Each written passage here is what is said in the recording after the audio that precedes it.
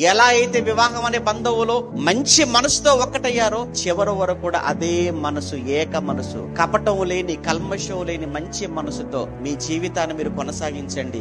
అప్పుడు మీ మధ్యలోనికి అపవాది సాతాను మూడో వ్యక్తి మీ మధ్యలోనికి వచ్చే అవకాశం లేదు.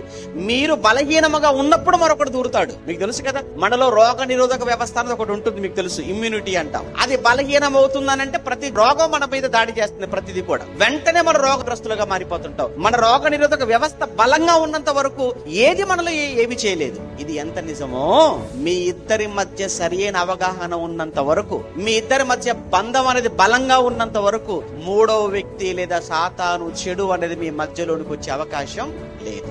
మరి మీరు బలంగా ఉండాలి అని అంటే మిమ్మల్ని బలపరిచేదల్లా ఒకటే, ఈ వాక్యమే. ఇదే చాలా బలం కలిగింది కనుక భార్య భర్తలు ఇరువురు కూడా ఆత్మీయంగా బలంగా ఉండాలి, వారి కుటుంబం బాగుండాలి అని అంటే ఇరువురు వాక్యం ముందు తలదించండి, వాక్యం చదువుకోండి, ప్రార్థన చేయండి. అప్పుడు సాతానుగాడు ఇక మీ మధ్యలోనికి వచ్చేటువంటి అవకాశం ఉండదు. మీరు అనేక కుటుంబాలకు, అనేక జంటలకు మీరు ఒక చక్కటి మాదిరిని చూపించిన వాళ్ళు అవుతారు.